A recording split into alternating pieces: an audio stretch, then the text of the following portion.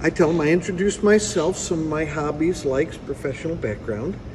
I say, but you have to keep in mind what are the most important things in your life. And for me, that's my family and my faith.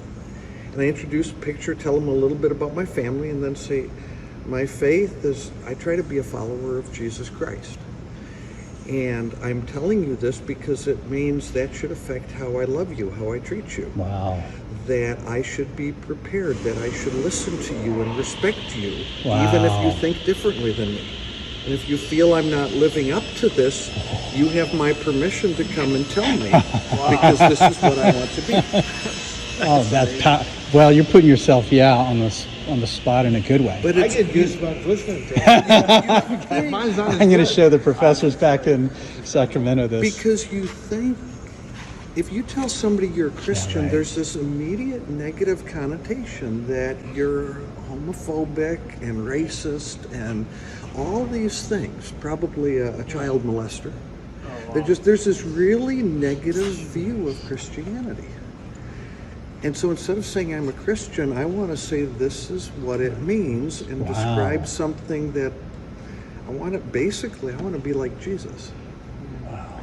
And I want to take that negative and turn it upside down. So we have, for our freshman class, Art and I and Jacob do that. We had 240 students last year. So every Friday we go to the local restaurant everybody can walk to. They serve fish there, and we say, you are all welcome to come and join us, and we'll talk about anything. They serve fish and bread, or just fish? No, I think you get a fish sandwich. Oh, Fish sandwich. Oh, okay, You say fish it's and a bread. famous, if you go to Illinois, you have to have the fish sandwich once, but. What is it called? It's called Legends. Okay. Yeah. So what? A lot of people show up. Well, we get Anywhere anywhere. a dozen, maybe three or four. How do you? Then what do you do? We just talk, whatever people want to talk about. We just talk, Like anything. anything. Their class, their major. We ask them how they're doing and how's school, because a lot of them is their first semester on campus, and occasionally religion comes up, and we just talk along with them. But we don't try to direct the conversation, but we're just available, Wow. and it's fun for us. It is. That's another great idea. And what was the one, I can't even remember the verse, Psalm 107:15? One of the guys from our faculty study gave a talk at a professional conference, and his acknowledgement slides, the very first thing was Psalm 107:15, but in all things give thanks to the Lord. Yeah. And he just left it at that. Well, afterward, he went out for dinner with the group of them, and what he said was 2 or 3 hour conversations. They're like, why did you put that there? Some of them had looked him up. A couple were atheists, agnostics. Michigan.